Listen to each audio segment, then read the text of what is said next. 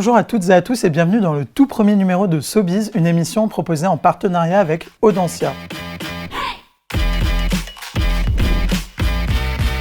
Comment se déroule le recrutement dans le secteur du conseil alors que la crise du coronavirus fait toujours rage? Les recrutements sont-ils gelés ou les cabinets continuent-ils d'intégrer de nouveaux collaborateurs? Pour répondre à ces questions, nous recevrons Nicolas Arnaud qui est directeur des programmes et directeur du PGE d'Audencia, mais également Charlotte Gouillard qui est responsable RH Tech et expérience candidate chez Mazars. Et nous commençons tout de suite cette émission avec la rubrique de Dimitri. Tu vas nous parler de l'actu des grandes écoles, fortement marquée par la fermeture des établissements. Bonjour Maximilien. Alors en effet, déjà depuis plusieurs mois, le coronavirus bouscule l'actualité des écoles qui ont dû s'engager et proposer de nouvelles méthodes d'enseignement.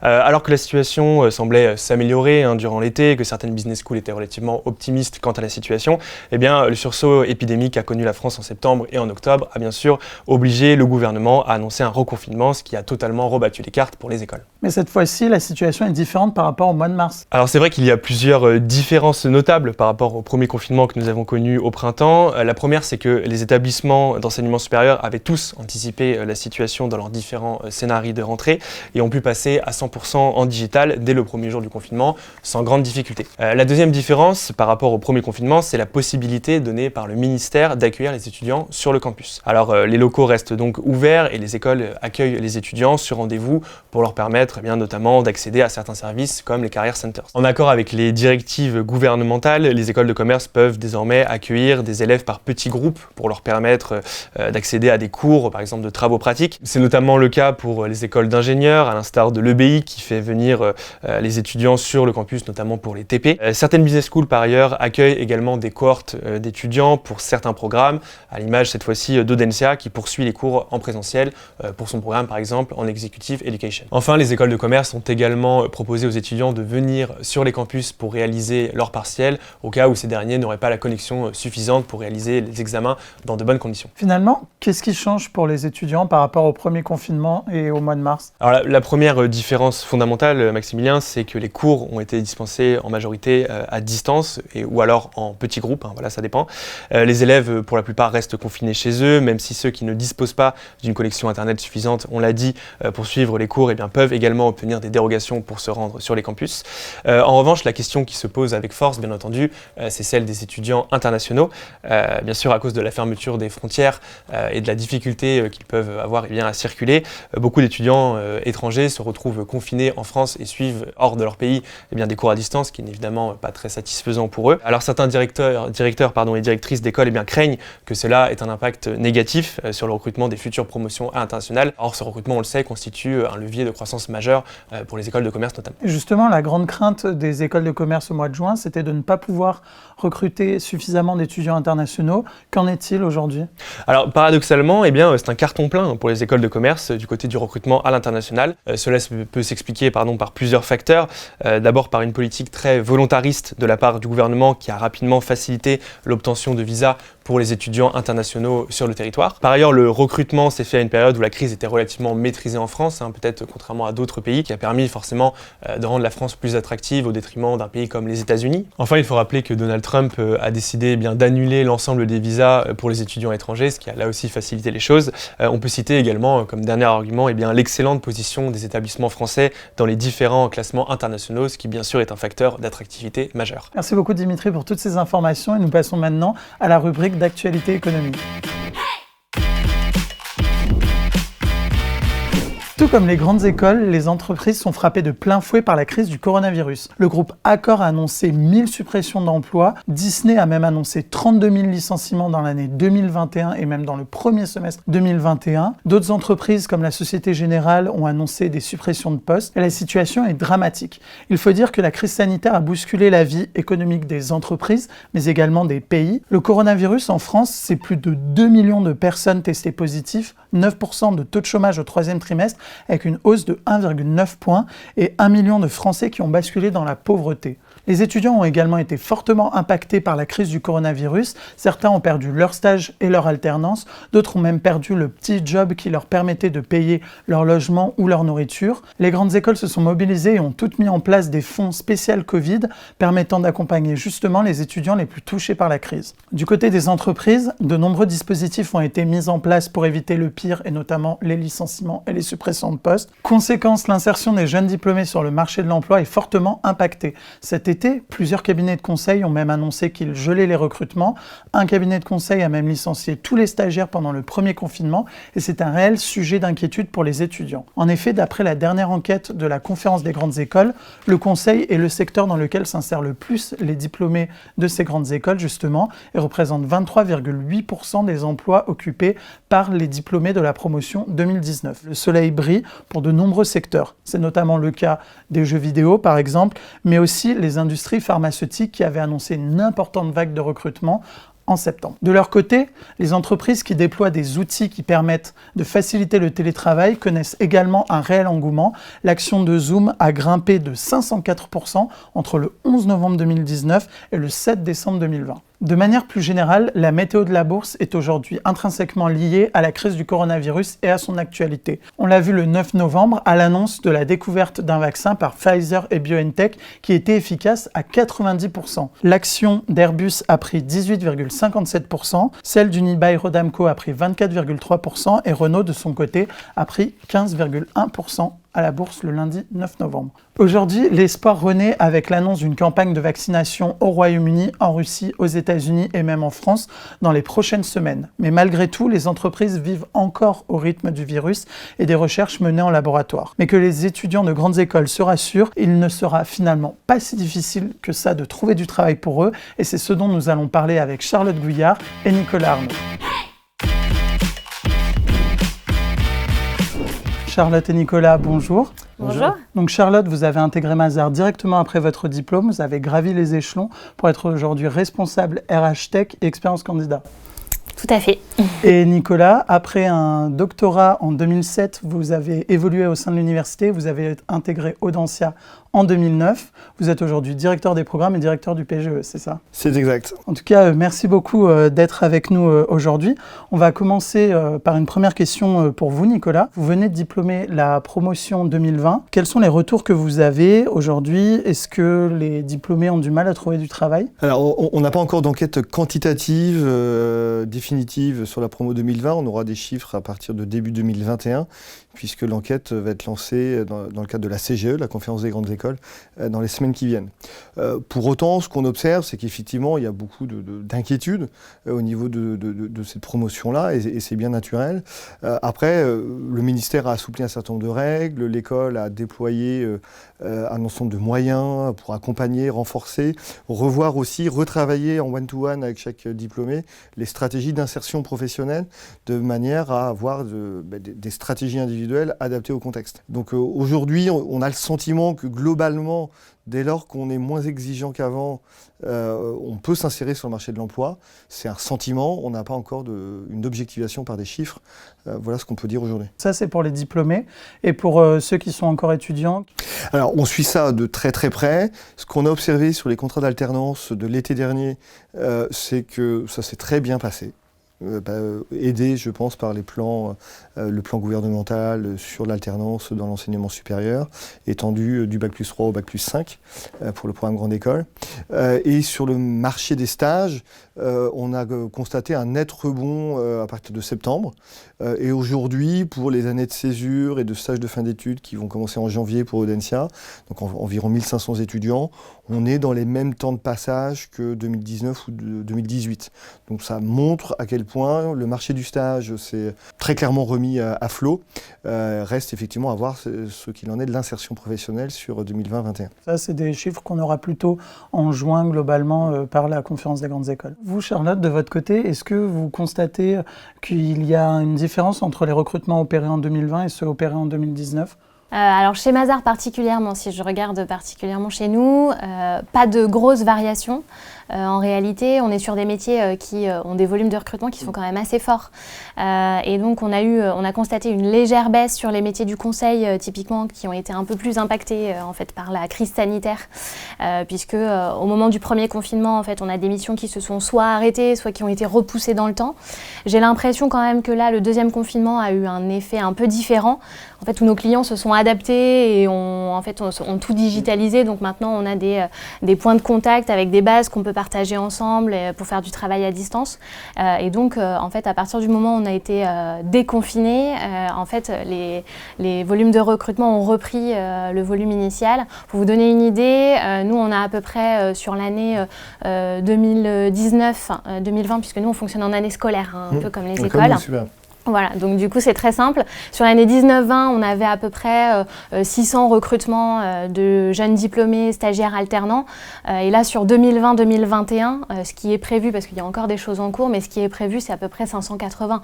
Donc on n'est pas sur des volumes qui sont significativement à la baisse, en tout cas dans notre secteur. Et on dit souvent que les étudiants en école de commerce, une fois qu'ils sont diplômés, ils avaient justement la possibilité d'être exigeants dans leur choix d'entreprise. Est-ce que vous constatez... vous déjà de votre côté, et puis comme vous le disiez Nicolas, on reviendra pour ce qui se passe, votre constat du côté d'Audencia, mais est-ce que vous constatez que de ce côté-là, il y a un changement, que globalement, les étudiants peuvent moins se permettre d'être exigeants aujourd'hui ? Oui, je pense que c'est une réalité marché, qu'aujourd'hui le marché est plus tendu, il y a moins d'offres à pourvoir, forcément, dans certaines industries notamment qui ont été un peu plus impactées par la crise sanitaire.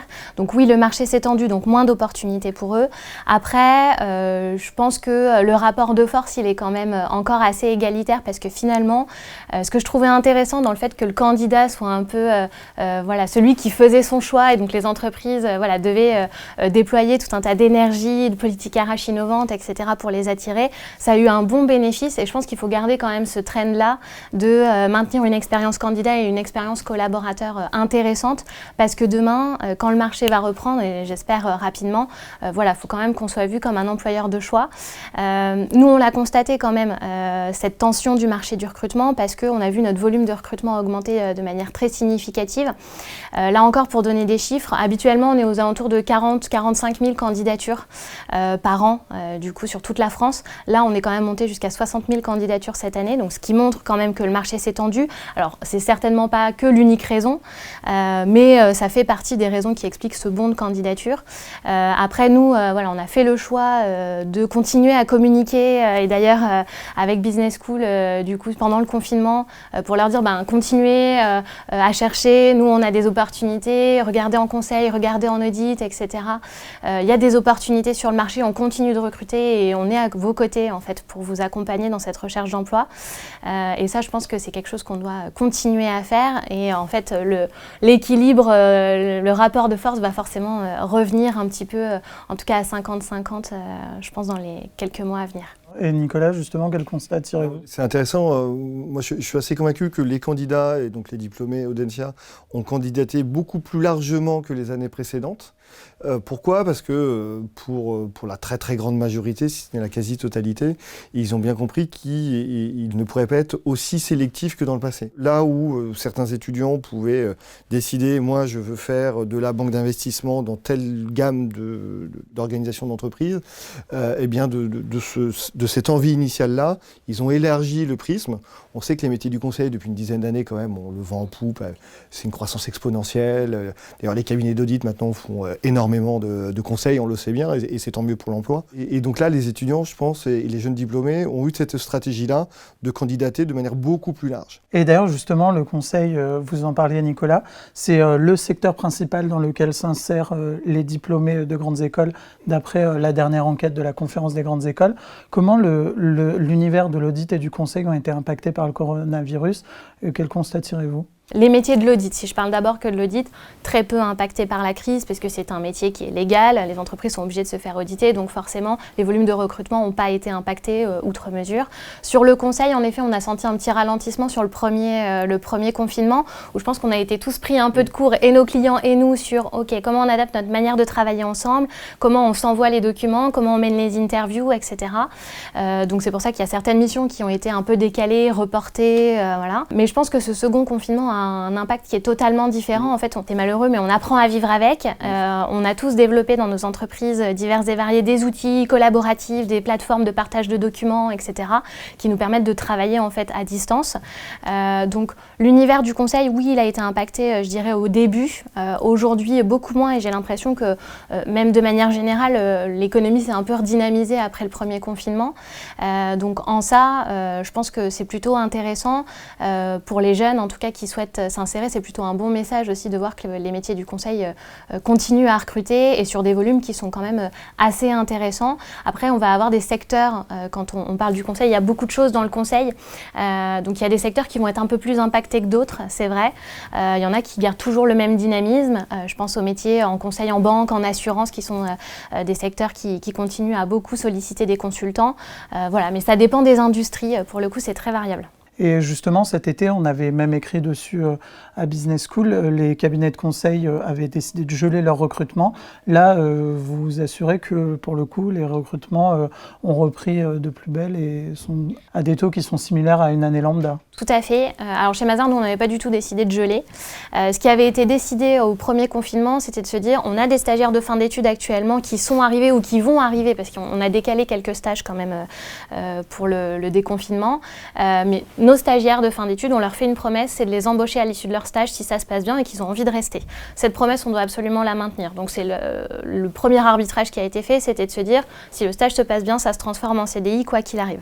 Après, sur les ouvertures de postes en externe, là, on a attendu un petit peu de temps. On a attendu quelques mois après le déconfinement pour voir comment reprenait le marché. Et en fait, on a vu que le marché reprenait plutôt bien et que nos clients s'étaient mis en ordre de marche, nous aussi, et que du coup, on arrivait à faire des choses à distance sans trop de problèmes. Alors, c'est une nouvelle manière de travailler. C'est pas l'idéal. Je pense qu'on aimerait tous aller chez nos clients, les rencontrer, mener les interviews en face à face, etc. Mais pour le coup, c'est une méthode qui marche quand même. Et donc là, pour le second confinement, en fait, on avait revu déjà nos volumes de recrutement de manière assez significative. Pour avoir une idée de chiffres, je crois qu'on a, par rapport à l'année dernière, l'année scolaire dernière, du coup, on doit avoir une quinzaine de postes en moins par rapport à l'année 19-20, donc c'est pas très significatif en réalité. Nicolas, vous, de votre côté, est-ce que vous avez des retours d'étudiants, de diplômés qui disent certains secteurs sont bouchés, on ne peut pas y aller aujourd'hui? Ouais, les quelques étudiants qui se sont manifestés auprès de nous, c'est en particulier pour la banque d'investissement. Et puis probablement d'autres fonctions autour de ces métiers-là, où là c'est plutôt en stand-by, c'est-à-dire que le marché du stage va bien dans ce monde-là, mais le marché du recrutement, là pour le coup, a été mis en stand-by, probablement pour encore quelques mois, si j'en crois les différents échanges que j'ai pu avoir. Par contre, pour rebondir sur ce que vous disiez sur les méthodes de travail, on va moins demander aux gens de se déplacer systématiquement, à la fois l'empreinte carbone sera meilleure et en même temps les temps passés dans le transport, on pourra les mettre au service de l'activité plus efficace, efficiente. Et je crois que dans ce monde d'après, pour reprendre des formules devenues classiques maintenant, on va quand même garder beaucoup de ce qui a été mis en place en 2020. Pas de manière aussi binaire, mais je pense qu'il va y avoir une forme d'hybridation extrêmement généralisée dans nos sociétés en général et dans le monde de l'entreprise et du conseil en particulier. Et les étudiants, d'ailleurs, je lisais une étude hier, et les étudiants, d'ailleurs, sont aujourd'hui aussi en attente à ce que l'entreprise ait cette hybridation proposée de possibilité de télétravail, possibilité de venir à la tour quand on en a envie, collaborer avec ses collègues. Et ils ont envie de cette hybridation. Alors, je ne pense pas qu'ils aient envie, mais dites-moi si j'ai tort, mais je ne pense pas qu'ils aient envie d'un 100% à distance parce que, bon, ils en ont vu les limites. Mais par contre, l'hybridation, c'est un des critères maintenant de choix. Je pense pour les entreprises qui vont rejoindre, ça va être un des critères importants pour eux. Il y a une tendance de fond, mais qui va être accélérée par l'année 2020. Et moi, je suis assez convaincu que dans l'enseignement supérieur, quand bien même les étudiants, moi j'échange avec eux quotidiennement, ils me disent quand est-ce qu'on vient en cours, quand est-ce qu'on vient en cours, quand est-ce qu'on vient en cours. Je vois bien ici ou là apparaître des envies que demain, on puisse avoir le choix entre rester chez soi tout en suivant les cours et venir physiquement en cours. Et ça va quand même être une vraie révolution, je pense, à la fois pour l'entreprise, mais aussi pour l'enseignement supérieur partout dans le monde, parce qu'on sait que ça coûte très cher. Ça coûte très très cher, il y a des coûts de coordination importants, c'est des manières de travailler différentes, il faut assurer la technique, et en fait pour assurer la technique, c'est des équipes en plus de moyens techniques, en plus c'est aussi des ressources humaines, et donc ça va être une vraie proposition de valeur, mais en fait une proposition de valeur qui va coûter aussi, à la fois aux entreprises et aux établissements d'enseignement, mais moi je suis intimement convaincu qu'il y aura une prime effectivement à ces entreprises dans leur marque employeur et à ces écoles comme les nôtres, pour assurer de manière cadrée cette hybridation des formes d'enseignement présentiel, distanciel, mais au choix du collaborateur ou au choix de l'étudiant. Ce qui est très différent de dire tel cours c'est distanciel, tel cours c'est présentiel. Non, c'est le à la carte le plus total, quoi. Et ça va rester, je pense, et on ne pourra pas revenir dans le monde de 2019, ça c'est certain de ce point de vue-là. Et justement, c'est quoi le conseil que vous donnez aux étudiants, aux diplômés qui cherchent un stage, une alternance ou un CDI aujourd'hui? Oui, le conseil, c'est le conseil du pragmatisme et de ce principe de réalité. La réalité a changé, donc il faut en avoir conscience. Tout le monde ne l'intègre pas aussi rapidement. Et ça, on a beaucoup travaillé en ce sens. Et moi, si je devais un peu me projeter sur les chiffres d'insertion professionnelle au global là, des écoles, il sera probablement peut-être un peu moins bon que les années précédentes, mais pas forcément extrêmement significativement moins bon. Par contre, peut-être que sur les salaires, on va stagner un peu ou peut-être reculer, même si là je vous laisserai volontiers amender, confirmer sur le sujet. Mais en revanche, on aura des étudiants, si on fait une enquête individuelle sur vous avez reçu combien d'offres et comment vous avez choisi, là on peut imaginer qu'en temps normal en 2019, il y avait peut-être 3-4 offres qui étaient sur la table pour un étudiant. En 2020, il y en aura peut-être eu une ou deux, en tout cas moins. Et donc c'est ce principe de réalité. Et vraiment, c'est ce à quoi nous on a essayé de beaucoup travailler pour leur faire prendre conscience, encore une fois, de cette réalité nouvelle. Et justement, est-ce que vous confirmez sur les salaires une petite stagnation en 2020? Alors sur les salaires, oui, alors après, stagnation, je ne sais pas si on peut dire ça, en tout cas, après dans les cabinets d'audit et de conseil, on est sur des niveaux de rémunération qui sont déjà intéressants. Donc stagnation, oui, mais c'est par rapport à des salaires qui sont déjà assez sympathiques, à l'entrée en tout cas, qui sont plutôt intéressants.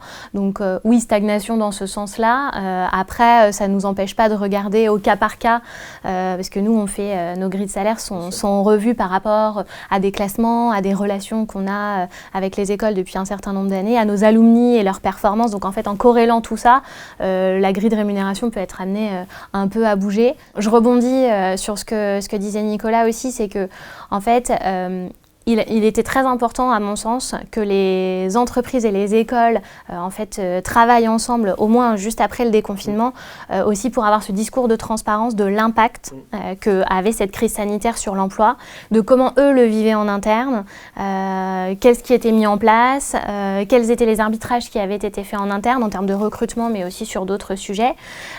Et ça, j'ai trouvé qu'en effet, on avait été conjointement assez réactifs et on avait construit des choses assez sympas avec les écoles justement pour avoir ce discours de transparence, prévenir les étudiants parce que le sujet de la communication est quand même hyper important. C'est voilà dans quel marché vous allez vous insérer, voilà les entreprises qui recrutent, voilà les difficultés peut-être auxquelles vous allez vous confronter, mais on vous accompagne de telle et telle manière. Certains des stagiaires qui étaient chez nous nous ont dit moi j'ai trouvé que Mazars, vous aviez hyper bien géré la communication pendant la crise et après la crise.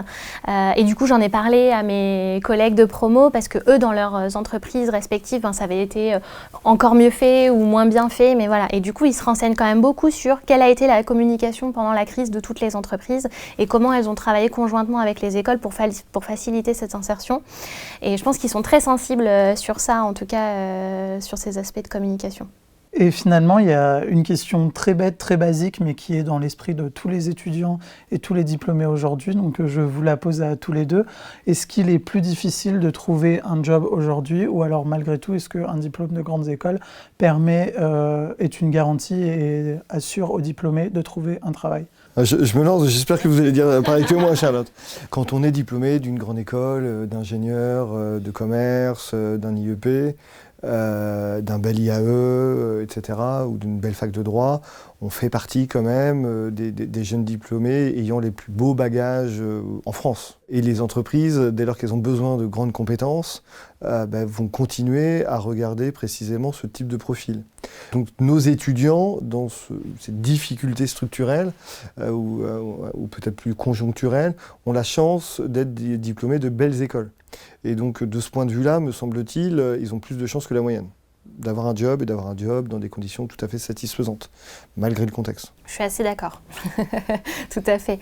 Je pense qu'en effet, et c'est pas la crise qui va changer quoi que ce soit, les entreprises ont noué des partenariats aussi avec des écoles de commerce de bon niveau, des universités, des écoles d'ingénieurs. Voilà, c'est pas parce que là on a été confinés, qu'ils vont passer leurs examens à distance, etc., que ça change la manière dont ils vont être insérés. Encore plus quand sur un marché comme le nôtre où finalement le marché de l'emploi est un peu touché, mais très légèrement. Donc voilà, après, ils vont se retrouver quand même dans un environnement où ils vont avoir leur CV avec tout un tas d'autres CV, encore plus, puisqu'il y a moins d'offres mais plus de demandes. Donc du coup, en effet, ils vont se retrouver dans un maillage avec tout un tas de profils.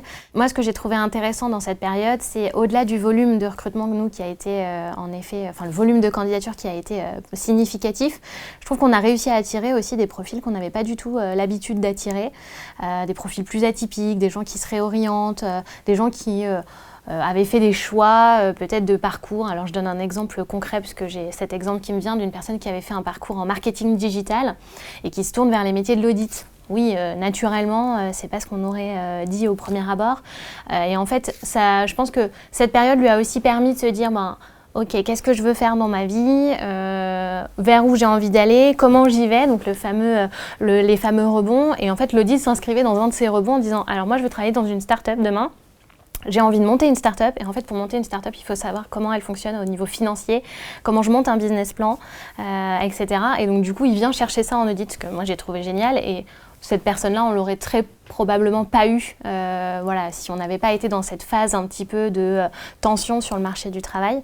Donc ça, je trouve ça intéressant. Et après, mais ça c'est en dehors de la crise qui nous touche aujourd'hui, les entreprises sont aujourd'hui de plus en plus attentives aux soft skills. Alors les diplômes restent une valeur sûre, bien évidemment, sur la qualité des candidats qu'on peut avoir, mais elles se tournent aujourd'hui de plus en plus vers les aspects soft skills. Et nous, on s'est d'ailleurs beaucoup équipés pour proposer aux candidats aussi d'être sélectionnés non pas sur leur CV uniquement, mais sur un parcours de candidature dans lequel on intègre des tests qui sont divers et variés, mais qui sont très sympas, pour tester leurs soft skills et leur capacité à transposer ces soft skills-là dans des métiers du consultant ou de l'audit, indépendamment de leur diplôme. On vous partagera les résultats. C'est intéressant de savoir un petit peu comment les étudiants des grandes écoles s'en sortent sur ces sujets-là, même si j'ai aucun doute sur le fait qu'ils s'en sortent très bien, parce que les écoles aujourd'hui accompagnent de manière très significative les jeunes sur tous ces aspects-là de soft skills, d'agilité, d'adaptabilité, de capacité d'analyse, etc. Donc j'ai pas de doute particulièrement, même si aujourd'hui les entreprises essayent un petit peu de sortir de cet aspect CV et diplôme, en tout cas. Écoutez, merci beaucoup Charlotte, merci beaucoup Nicolas d'avoir apporté un éclairage finalement positif et optimiste sur cette situation compliquée. Il est maintenant l'heure de se quitter, c'était la première de SoBiz. On se retrouve très bientôt pour une nouvelle émission. D'ici là, portez-vous bien.